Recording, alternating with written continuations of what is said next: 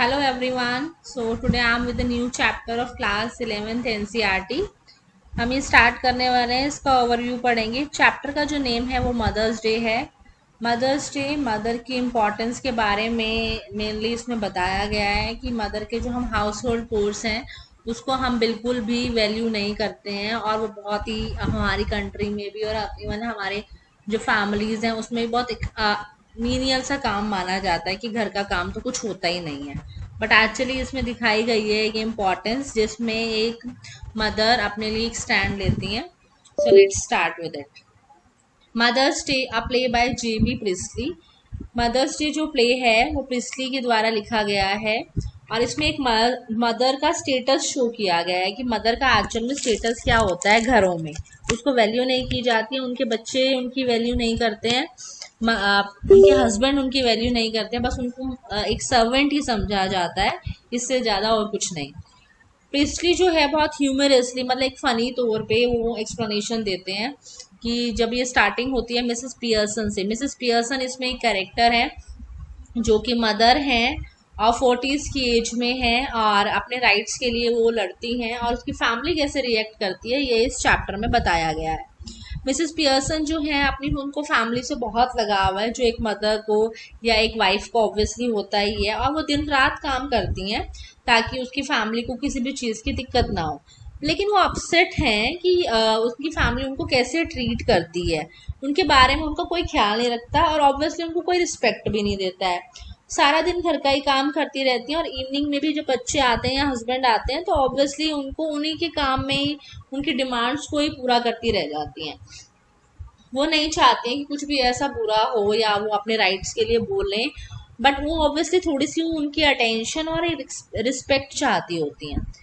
तो वो अपनी नेबर के पास जाती हैं जिनका नेम है मिसेस फिट्जगेराल्ड, जो कि एक फॉर्चून टेलर है और एक मैजिशियन है। मैजिशियन है, जादूगर हम बोलेंगे, और एक फॉर्चून टेलर जो आपकी किस्मत का या फ्यूचर के बारे में कुछ भी बताता है।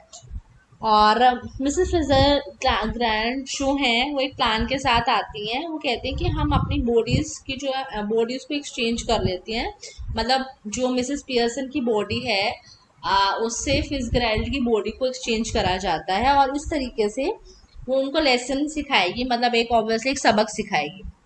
मिसेस पियर्सन रेडी नहीं होती हैं क्योंकि वो बहुत हम्बल हैं और उनको ऐसा करना अच्छा नहीं लगता, लेकिन फिर भी हेजिटेटिंगली वो एग्री हो जाती हैं कि हाँ ठीक है हम एक्सचेंज कर लेते हैं अपनी बॉडी, मतलब एक तरह से आत्माएं एक्सचेंज कर लेते हैं, मतलब बॉडी वही रहेगी।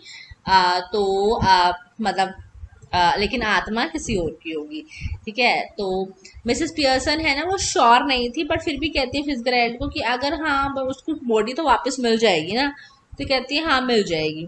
तो however determined Fitzgerald tells Pearson to not worry and that she would handle the matter carefully.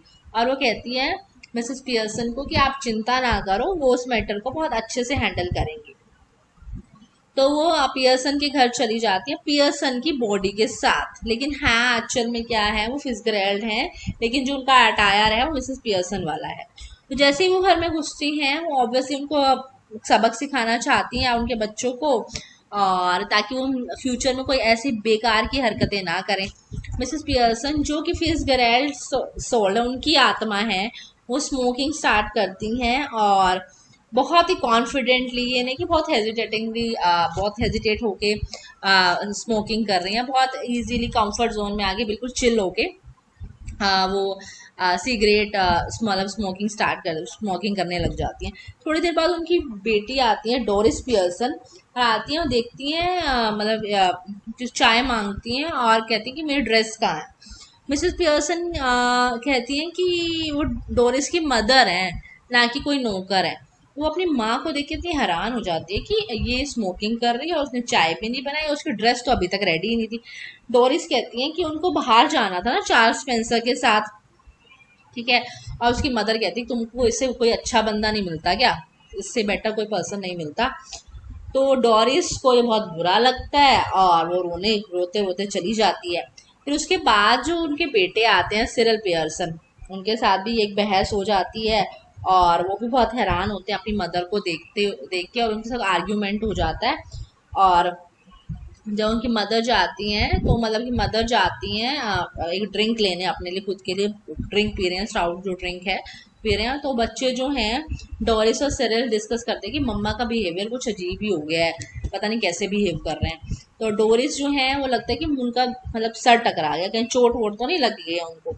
Mother आ जाती हैं और ऑब्वियसली उनके ड्रिंक वो ले रहे होते हैं, मतलब शराब वो पी रहे होते हैं और उसमें ड्रिंक होती है, देखते हैं तो चिल्ड्रन बच्चे हंसने लग जाते हैं और मजाक उड़ाने लग जाते हैं। तो वो क्या कहते हैं, ये बोलती हैं इनको प्रिंसेस पियर्सन जो फिट्जगेराल्ड की जो एक्चुअल में आत्मा है उनके अंदर, तो वो बोलती हैं कि ढंग से बिहेव करो, आप बड़े हो गए, ग्रोन अप की तरह बिहेव करो। डोरिस कहती है अपनी मदर को कि मतलब बोलती हैं कि क्या कहती है, क्या हमने कुछ रॉन्ग किया है क्या, आप ऐसे क्या बिहेव कर रहे हो। मिसेस पियर्सन तब कहती हैं उनको कि जो बच्चे हैं और हस्बैंड है उन जो उनका बिहेवियर मतलब मेरे प्रति है ना, जो तुम्हारा बिहेवियर मेरे प्रति है वो बहुत ख़राब है और ये मुझको बहुत डिस्टर्ब करता है। ठीक है, तो आप आते हो जाते हो घर को, मतलब ऐसे धर्मशाला टाइप समझ रखा है और मतलब खुद की कोई ड्यूटीज़ नहीं है। लेकिन अब मैं तो सब कुछ करती हूँ, अपना सब कुछ करती हूँ, लेकिन फिर भी तुम कभी खुश ही नहीं रहते हो, मेरी तो किसी को चिंता ही नहीं है। मतलब तुम काम करते हो 40 आवर्स अ वीक, ठीक है, और 2 दिन की तुम्हारी छुट्टी होती है वीकेंड पे, और मैं 7 डेज काम करती हूँ और 24 घंटे ही काम करती रहती हूँ। मतलब मेरे लिए तो कोई सुख चैन की घड़ी ही नहीं है। She proclaim that she would do some work on Saturday and Sunday. और फिर उसके बाद वो अपना डिसीजन दे देती है कि मैं तो सैटरडे संडे काम करूंगी, तब कुछ जब मुझे थैंक यू बोला जाए हर चीज़ के लिए। तो मदर फिर डांटती हैं डोरिस को, सीरियल को, और इतने में जॉर्ज पियर्सन आ जाते हैं। जॉर्ज पियर्सन अपनी वाइफ को देखते हैं बहुत भड़क जाते हैं, ये एक तो शराब वराब पी रही है, स्टाउट पी रही है, तो बहुत गुस्सा हो जाते हैं। तो he told her that he would have supper at the club and that he didn't want to. तो वो कहता है कि क्लब में सपर करेंगे और वहाँ पे खाना वाना होगा, उसको चाय नहीं चाहिए। तो वाइफ कहती है वाइफ कहती है कुछ चाय नहीं है, ठीक है, चाय है भी नहीं, ठीक है। तो वो गुस्सा हो जाता है। तो फिर वाइफ बोलती है तो तुम्हें चाय चाहिए ही नहीं है तो तुम लड़ क्यों रहे हो। मिस्टर पियर्सन बहुत ज़्यादा भड़क जाते हैं इस बात पे, लेकिन जो मिसेस पियर्सन होती हैं फिट्जगेराल्ड की बॉडी में, वो बोलने लग जाती हैं कि भाई क्लब पे जाते ही क्यों जब तुम सबका मजाक बनते हो। वो इस बात को देख के बहुत हैरान हो जाता है और सच मतलब सुन नहीं पाता।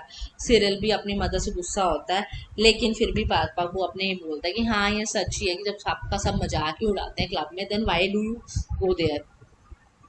तो ये ऐसे होता है ये सिचुएशन। देन मिसेस फिट्जगेराल्ड आ जाती हैं जो कि एक्चुअल में मिसेस पियर्सन होती हैं।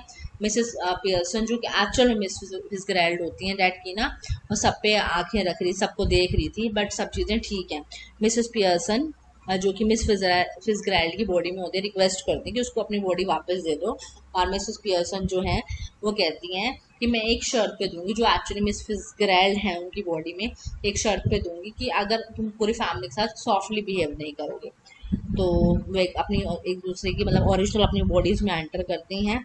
मदर जो हैं, बच्चे हैं, मिसेस पियर्सन जो एक्चुअल मिसेस पियर्सन है, मिस्टर पियर्सन है, वो आप सब इकट्ठा ही मतलब खाना खाते हैं और अच्छे मोमेंट्स शेयर करते हैं और ऑब्वियसली गेम खेलते हैं, कौन सी रूमी की, जो कि एक कार्ड गेम होती है। So that was the chapter on the importance of a mother और हाउस होल्ड कोर्स की वैल्यू होती है, हमें मदर्स को भी वैल्यू करना चाहिए। ऑब्वियसली ये बहुत थैंकलेस जॉब है और इसमें हम अपनी मदर को एज अ सर्वेंट ट्रीट करते हैं, एज अ हम उनको हाउस मेंबर भी ट्रीट करना या फैमिली का पार्ट करना ट्रीट करना भी भूल जाते हैं। तो that was the overview of this chapter. Thank you so much.